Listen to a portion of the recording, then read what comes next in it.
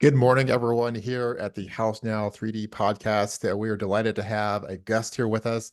Anya, she is with Kind Design. She actually is the founder of that and is doing some amazing work in Florida around, ecological restoration and reef restoration, things like that. So we're going to talk about a lot of things. A lot of entrepreneurs, Anya, have tried or are kind of on the periphery. You've actually seen some success penetrated through just like a has been. So we were going to talk about a lot of things. Thank you for being here on the show. Thank you so much for having me. Yeah, this is really exciting here. Well, let's just so just give folks some little context of who you are. Give us a little bit of history, and then kind of how you got you have like a professional career, and then this all of a sudden boom, we're into 3D concrete printing or something related in this space. So a little background, if you would. Sure. So I was born in Ukraine. My family immigrated to Israel, and we got the opportunity to come to America when I was already a teenager. So my dad got a special talent visa for his work as a scientist, and so we all moved to a small town in Maine called Kennebunkport when I was 13. And then I did not speak any English. I did not know like Wow. anything about your culture, but my whole family was so excited to become American. And so, like a good immigrant child, I eventually went to law school. So my brother went to medical school to fulfill our parents' American dreams. I went to law school, and that's how I ended up in Miami, where Kind Designs is based today, because I got a scholarship to study at UM Law. And so Amazing. graduated. I worked at the U.S. Attorney's Office doing criminal litigation. I opened my own law firm. And I'm living here in Miami Beach in my 20s with all my girlfriends, really enjoying life as one does, in South Beach in their 20s. And then I Yes. started to know, and then I started to notice something that would end up changing the course of my career, which is that my city was literally sinking. Oh, And there's wow. a lot of theoretical conversation, right, about rising sea levels and flooding. But when you live in South Beach, it's really part of your day-to-day life. Like when I moved here 13 years ago to today, there's a huge increase in the amount of flooding, the frequency of storm surges, and we would be in our driveway knee deep in water like every other week. And so I just Really? became really Wow. curious about what's going on. And I saw that a lot of people were talking about this problem, but the conversation was very doom and gloom. The narrative is basically enjoy the city while you can because we'll all be underwater by 2060, right? 2100 if we're lucky. And that always was very boring to me, kind of just like standing on the soapbox talking about how terrible the situation is. And so I want to know who's talking about solutions. And what I was so surprised to see was that really nobody was. Like there's lots of books written about the problems, lots of articles saying goodbye Miami, but there was no one talking about adaptation or mitigation to address it. And so I started researching this space, even though I was a total outsider, like you said, right? I was a lawyer, I didn't have construction experience, definitely no tech experience. No one in my family was a founder. Well, my brother is now has an AI company, but at that time, I Just did not real, know real, anyone doing real quick, this. Anya.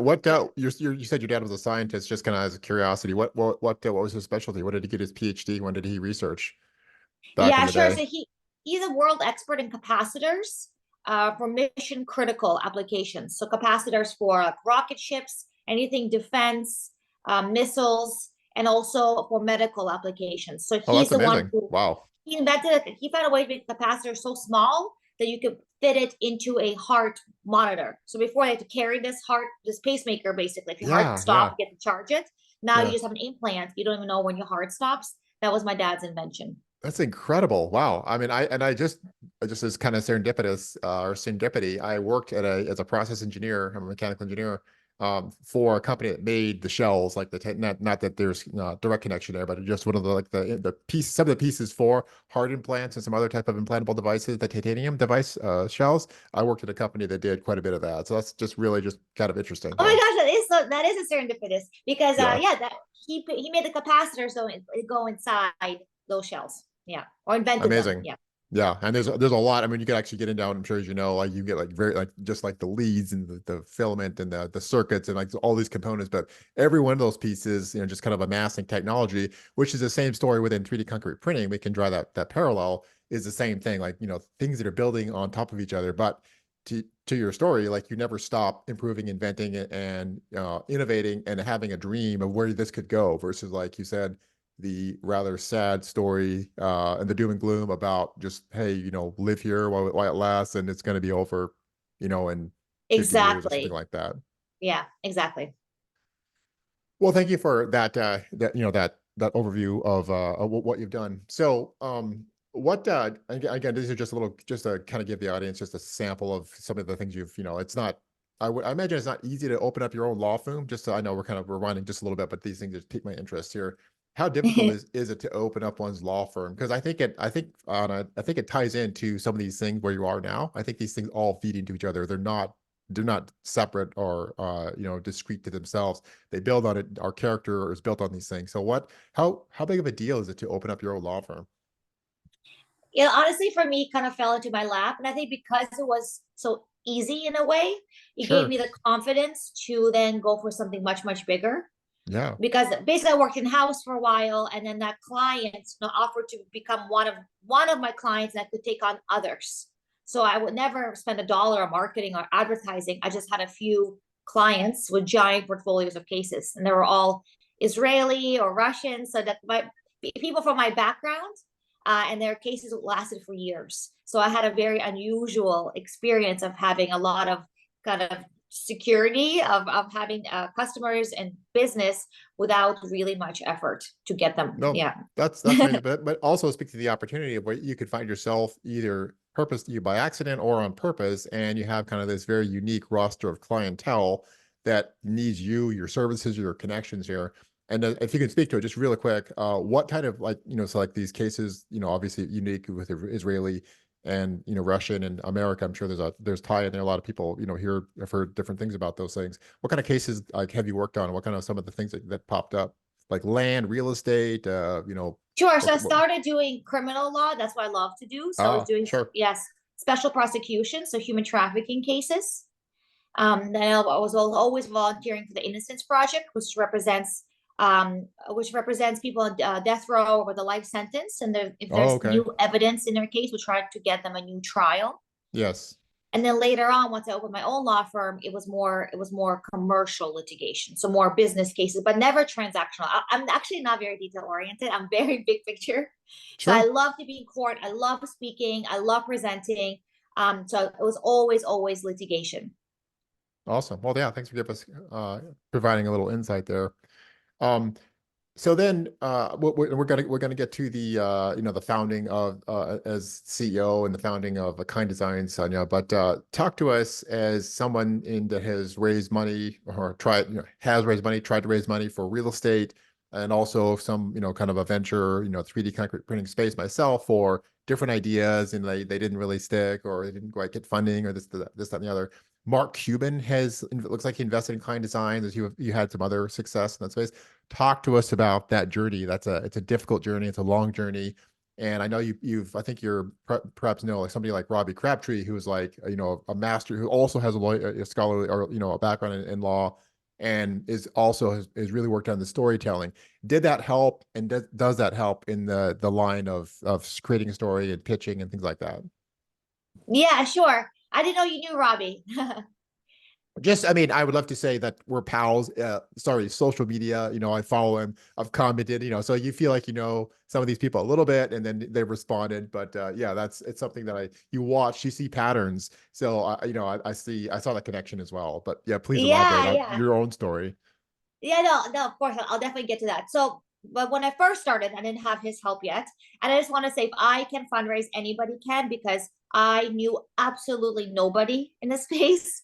And Sure. I had no mentors. I don't even have a single friend that has started a business. I mean, really, really, like I started from nothing. Well, Um, but that's encouraging, Anya. I That's think so encouraging. too. Where it's just like, oh, I grew up in New York, and I had like father, mother, but just on and on, like Exactly. connections and banks, and I was like, oh, of course it was easy for you, but you're saying it was not easy for me, etc. But yes, Yeah, yeah. So I do hope that encourages people listening to that they really can do this if I can. So no one knew less about fundraising than me. And so what I did is really 100% of my outreach was just cold messages on LinkedIn or and emails. I would just figure out the email address, and I kept the message super brief. And what helped me is that what we're doing piques people's interest, right? As they say, hey, we're 3D printing living seawalls to address rising sea levels, worth a chat, something like that. And I really focus on investors in the climate space and the Yeah. construction tech space.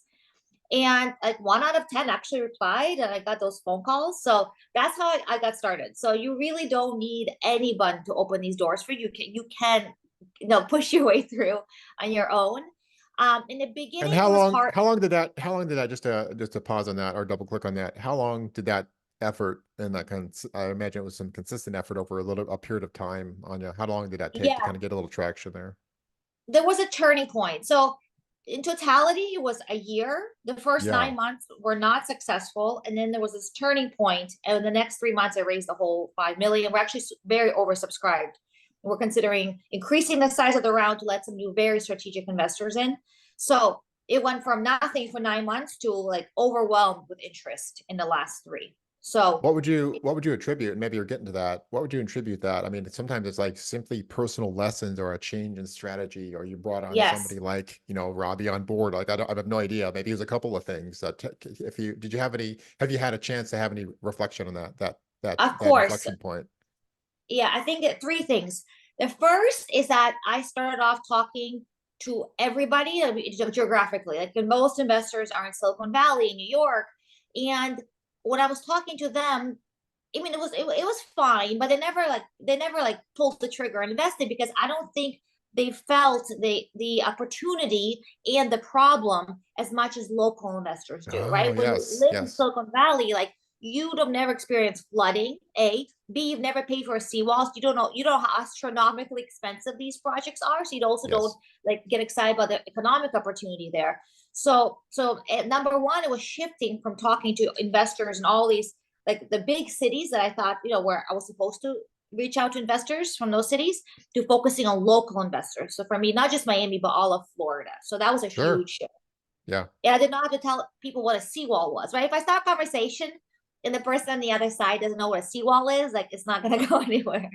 That's So that's excellent one. insight. Yeah, yeah. Just there's that commonality or not. Like you're from I was born in Idaho, but all over. But anyway, like from the mid, let's just say the Midwest. Like, oh, a seawall. It's like what's it like? What are you speaking of? Yeah. So or Silicon Valley, like you said, they start on the ocean. They know what the ocean is versus someone from the Midwest. Not a lot of commonality. But please go ahead. Exactly. So that's number one, focusing on local investors. And in Florida, we're lucky. There's a lot of new funds and people, the state funds also, and VCs who are really focused on Florida-based companies. So it's really good timing to be a Florida startup. It still is. The second was an event where I spoke, and I've spoken a lot. I love to speak. I always say yes to everything, and you never know what will be the one time that will make the difference. And for me, it was an event called Emerge Americas. So it's once a year. It's in Miami Beach at the convention center. They have great speakers. Tom Brady was at the keynote. It's very Sure. cool. Yeah. But Awesome. the heart of the event is that there's 100 startups from all around the world who compete in a pitch competition. Okay. And if you like the first couple of rounds are in private rooms, so if you only make it as far as the first or two rounds, I don't think it's that impactful. But if you make it to the semifinals, then you're on a pretty big stage. And if you make it to the finals, like we did, I think it was like 2,000-3,000 people. So all of a sudden, like it all happened very quickly. I didn't realize this Emerge event was a big deal. I kind of just showed up. I didn't have I mean, they gave us a booth, but all I brought was like stickers to give out. People had like entire, Sure. like special The full lighting. Yeah, like a Yeah, full booth, and like yes, they probably hired marketers and like brand yes, experts, and they like look the part and yes. just look like blowing everybody away, and you show up with your I swear it was turtle stickers. stickers. But people loved That's it. People love incredible. turtles. So it was a couple days. So day one, I was just giving out my stickers, but then suddenly we're in the quarterfinals and then the semifinals. And then I found myself on the big stage. Is the grand finale of the whole event is the finals. And we didn't win. They put early stage and late stage companies together, and there could only be one winner. So I understand and Ah, it's a capped valuation actually. So as an investor, of course, it makes more sense, to go for the late stage company. But it just doesn't matter at all because what happened is that the majority of my investors were in the audience. Yeah. And we It's like playing, I mean, I guess it's like scouts essentially. So it's like, okay, you're not gonna exactly. run around and go to like, you know, a high school in the middle of nowhere. You're gonna wait until there's kind of like some feeder, you know, some feeder, and it kind of gets in, it gets more and more refined. You actually start to see some real talent, right? Or you hear a report, you know. So that's amazing. That's awesome to the strategy, or just like the putting yourself out there and then seeing what happened, obviously, and then like people that with actual money and funds and things like that, we're watching all the goings on this stage, right? For the finals or the semifinals. Is that correct? Exactly. And most of them were from Florida. So it was a great Nice. fit for them. And we were by far the hometown favorites. Like after we didn't win, like I got like hundreds of emails. People were so upset, you know. Seriously, wow, that's incredible. Wow. Yeah. Yeah, it was really an incredible day. And I woke up again the next morning, just lots and lots of emails from investors. And we closed the round just 3 months later. And so the third difference maker. So we said one is focusing on local investors, two was speaking at the right event. And the Yes. third was the work I did with Robbie Crabtree on my storytelling.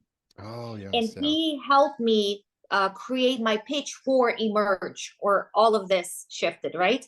Because before I met Robbie, I just did what the formula. I followed the formula, right, that they give you at any accelerator. You make a deck, problem, solution, market, and I will literally start speaking. I say, "Hello, the problem is that our city is experiencing flooding," you know, and it was just incredible. And then I would end in just like a very anticlimactic way. And so what we did created with him is first of all a founder story. So I start every call and every pitch. Like the pitch is only 5 minutes. I spent 2 minutes talking about myself. I Really? know Wow. it sounds That like is like just that is like antithetical, Anya, to like exactly everyone. that's the word. Like do not like you're there to talk about the problem and the investors and what they want to hear. So like this is like completely turning on the normal paradigm of what everyone recommends VC, you know, to or for a startup as they're talking to angels investors, like no, shut up about yourself, talk about, you know, everything else, right?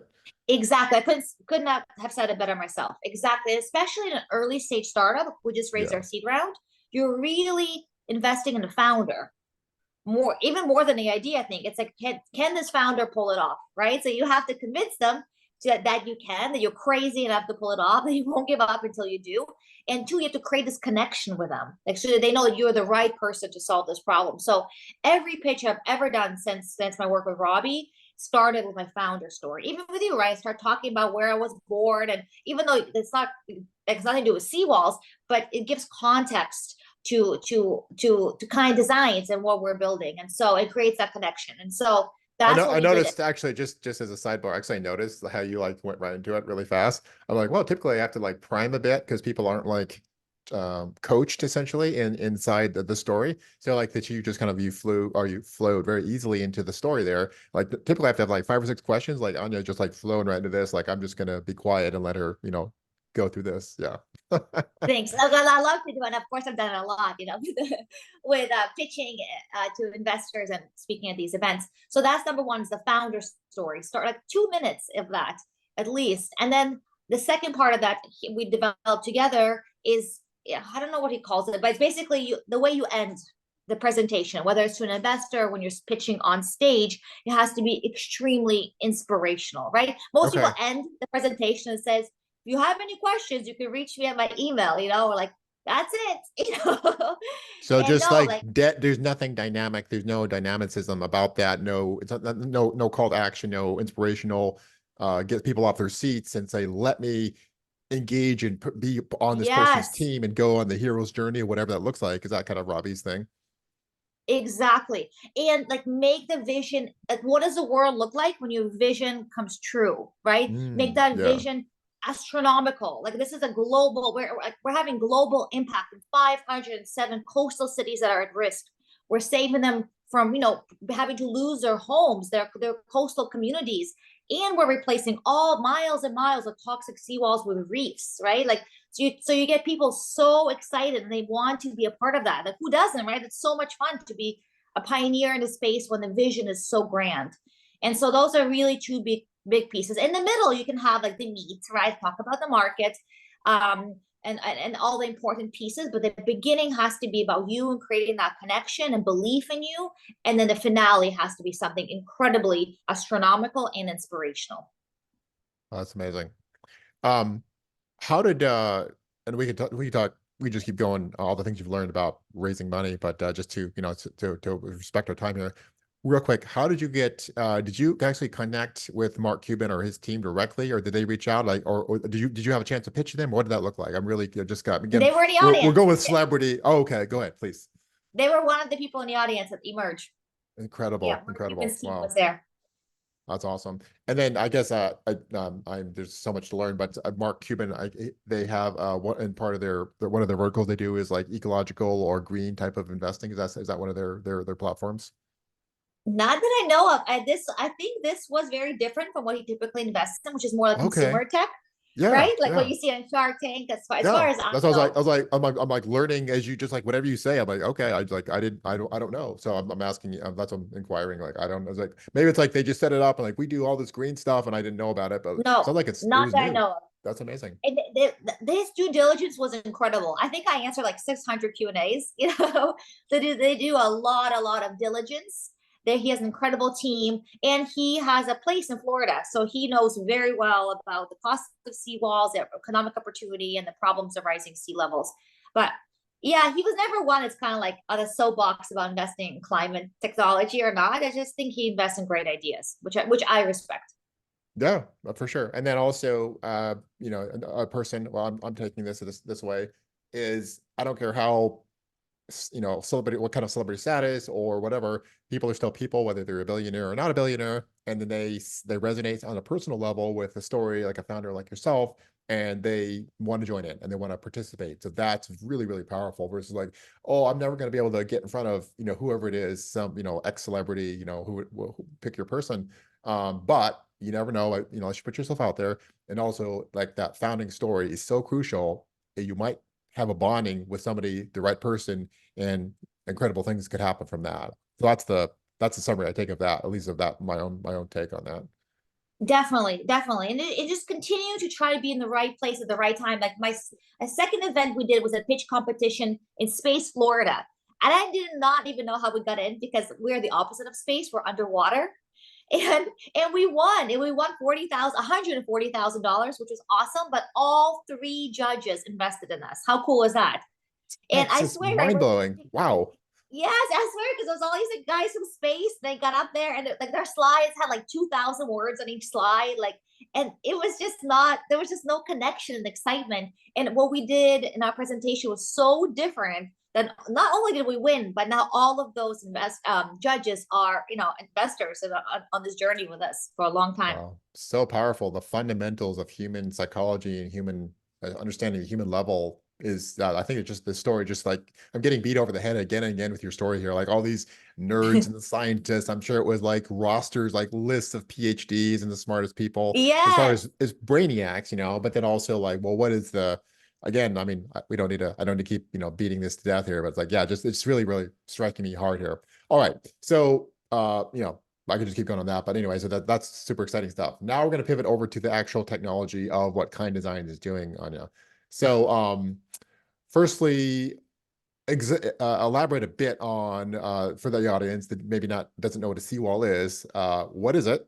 And then what are you doing that's like, normally just like a bunch of, just ugly concrete you're just smashing up there, but you're turning it into like something where like creatures could have habitation. Elaborate a bit on it just to give the audience and myself a bit of understanding there, please.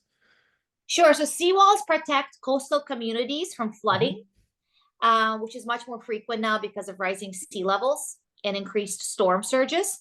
So it's basically a wall between the water and the property. So people who have houses on the water have seawalls, buildings on the water, the HOA will buy a seawall, and it can be then government property, like a park, that then the government would have to install the seawall. And there's three types of seawalls, one made out of steel, some are made out of plastic, basically, but the majority of seawalls are made out of concrete. I'd say like 70% of seawalls are made out of concrete. And the problem with these concrete seawalls is that they destroy marine habitats. In the United States alone, by installing these concrete seawalls, we Yeah. will destroy 50,000 miles of reefs by 2040. That's like driving from Miami to LA and back 17 times. What's the mechanism, Anya? They just like they just the normal like with the sand and this gentle surf, it like it does is it churns up the water. What's the mechanism where it destroys that by putting the seawall there? And it's extremely basic just because it's flat. So like all the organisms that were living on the coast, the sea life, Yeah. the organisms, they can attach to this flat concrete wall. So they leave, they migrate, and then the quality of water goes down 50% within a year of installing a seawall. Wow. Wow. So that's the majority of the problem is it's very basic. It's just because seawalls are flat. Okay. And because seawalls have always were always made using molds. And to Yep. incorporate any kind of design elements into molds is cost prohibitive. Yeah. They're already Yeah, the whole thing is super expensive. I mean, like all the engineering and the I mean exactly. you're fighting the sea. It's not like, it's a creek, like the sea. It's a big deal, and you're trying to protecting life and limb behind that. So you don't like goof around here with the requirements and the size of these things. This is heavy, heavy industry or construction, correct? Totally. It's really expensive. So people who are already, barely able to afford seawalls are not going to spend extra money to get some special molds and try to make it more green. So that's why it's been the status quo. Like the first seawall we installed in Galveston, Texas, exactly 100 years ago, is almost exactly the same seawall we're still installing in the water in Miami today. There's been almost no innovation around seawalls. They literally create molds, they pour them, and then 3 weeks later they cure and they can install them. And that's we've been doing this for 100 years. And Yeah. so at Kind Designs, our challenge was how do we come up with a product that's more first of all, first and foremost, protects communities from flooding. So it meets all the structural requirements, but is also something that's nourishing for the underwater ecosystem and beautiful for communities. And that's how we came up with this idea of 3D printing living seawalls. So the living seawalls are identical to traditional seawalls as to meet all existing building codes. So it's the same strength, it's the same dimensions, the same installation method, the same reinforcement even. But what's totally different about our seawalls is that by 3D printing them, we can do it exponentially faster, making it affordable. And two, we have this freedom of design because we have an extremely high resolution printer to incorporate design elements that make our seawall not only now functional and structural, but also function essentially like an artificial reef. So we use Yeah. biomimicry design principles to create deep, deep caves for sea life to be able to hide from predators. And for sea life, their number one priority is safety. So when you create caves that attracts all the sea life to attach to your wall, and when they attach, they strengthen the wall, the skeletons sequester carbon, and then you're not only destroying habitats, you're actually creating habitats. And also Yeah. has built-in sensors, so we're collecting all this essential data. But the key is that there's no green premium. And that has been my focus from day one. There's so many wonderful climate products, but they're just not scalable, and the impact is not scalable because Right. it's just cost prohibitive. Our seawalls are cheaper than conventional toxic concrete seawalls. Really? How's that? How does that how do the economics work there in your favor? Sure. So to make a regular concrete seawall with a slab, Yeah. sorry, concrete slab using the molds, Yeah. the cost is $25 to $30. I'm already 3D printing mine for 18. Oh, is that like per foot, or what's that metric there? Just so I can Yeah, per square understand. foot. Okay. Oh wow. Okay. So you're already undercutting that. Is that and then you said you're using biomimicry. Are you using kind of like I guess like we're gonna nerd out just a little bit because people probably if they're in the 3D concrete printing space, they'll know what I'm talking about here. The design that you're pulling from, I guess, nature, reefs, other things like that. How are you inputting that into your printer? Is that like basically like a generative design? Like how do you take that from like the idea to the CAD model to actually and then compiling it and then putting it into the printer? Do you have any insight there? Have you got that deep in the design process? No, we have, but it's not me personally doing it. I have incredible Okay. in-house Totally, designers. we don't have to go that we don't have to get nerdy out there. Yeah, That's yeah. fine. I just say, hey, let's like our first generation seawalls, they mimic mangrove roots because in Florida, that's a natural marine habitat. Oh, yeah. Oh, I say, okay, here's a mangrove root. You guys make a concrete version of this, and they magically come up with it. So that's from my Uh, perspective, it's magic. Yeah. okay. I'll talk to the guy. I don't know, maybe connect me with the team there. Yeah. We can Send we this to can the nerd out guy. about that. There we go. It's good stuff. So amazing. Um, let's talk about well, let's see. I don't want to get. I want to stay on the stuff that you like. did you have any hand or much hand on you in the selection of the machine? That's something that my Of team has spent up course. a lot. Is Me too. black plots, icon, mudbots, all Yes, kinds of yes, Sci-B. yes, You yes. guys have used Sci-B. So talk to me about that. How'd you guys partner with Sci-B, and then Yeah. how'd you iterate on that machine? Now talk to me about that. That's something that's really a lot of people are very interested in. Which it's just like buying a car or tractor. It's like, oh, which one do I buy? And it's like all this competition and people coming online and people who've Right, been doing right, it, right. all this stuff. Yeah, talk to me about the process. Yeah, so before we chose Sybay, we basically made a list of every single large concrete printer manufacturer in the world, Yeah. and then I met with every single one of them. And Okay. what I saw was that most were speeding up their videos online. Like I would go Ah, visit, and it was so slow. There were so many people involved. They're like running behind the printer and patching the layers. It was bulky. You couldn't have any design elements if you have.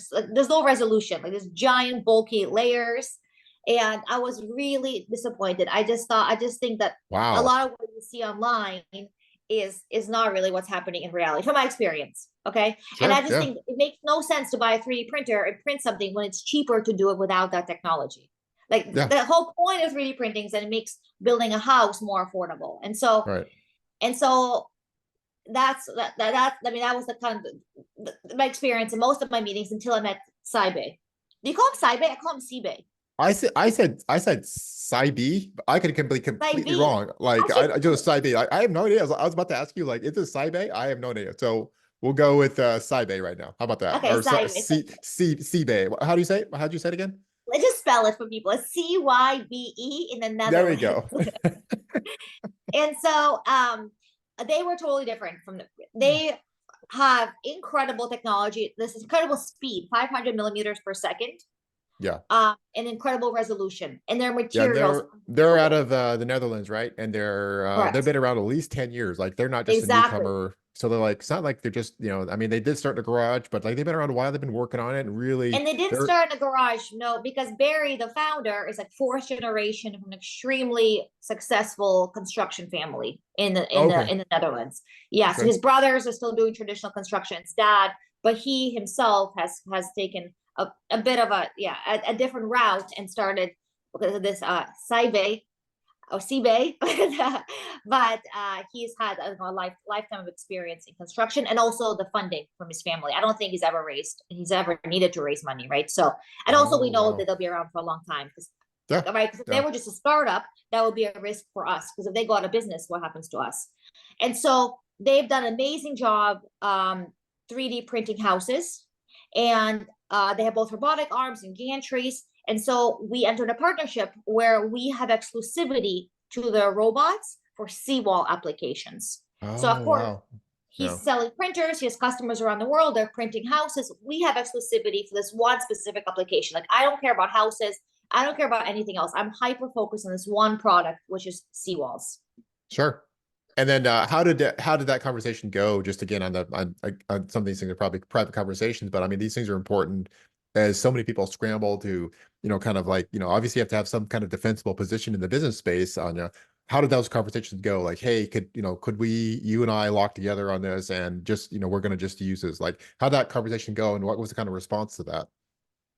No, he's extremely entrepreneurial and they wanted to enter the US market, and he's a really big thinker. So our vision, right, is to be to have a model where we can scale this to every coastal city at risk, which is 507 cities, but Yeah. starting in 2025.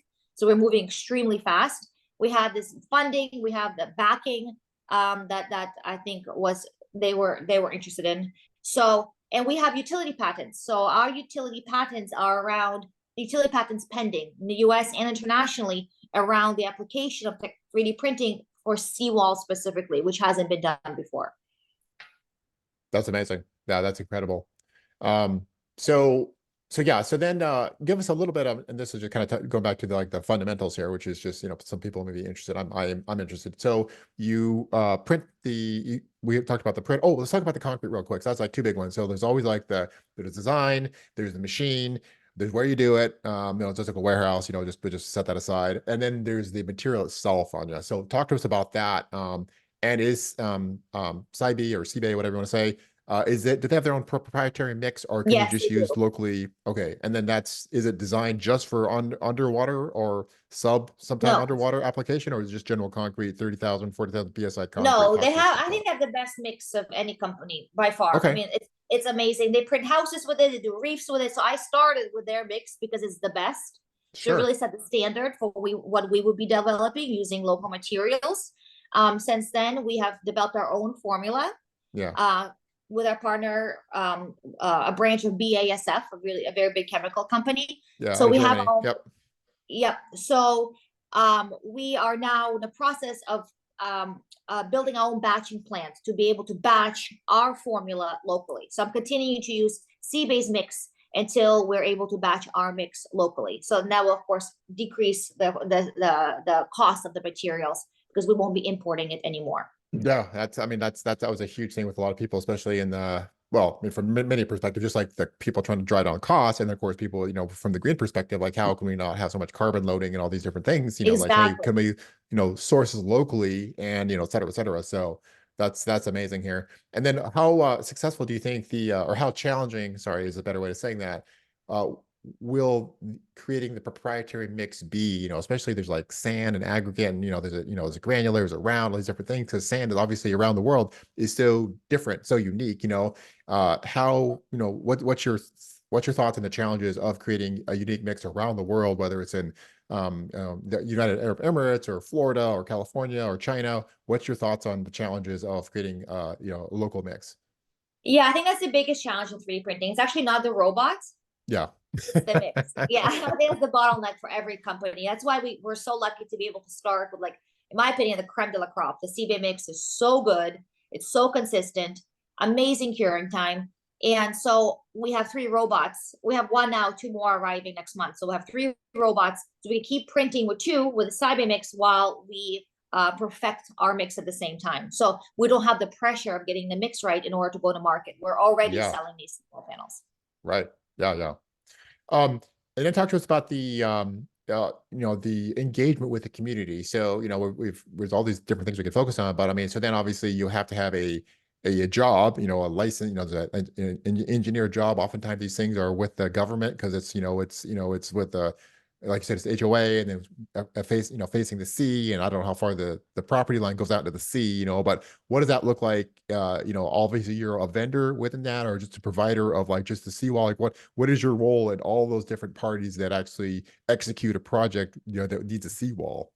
We just supply the slabs. So all Okay. day, every day, with 3D print panels.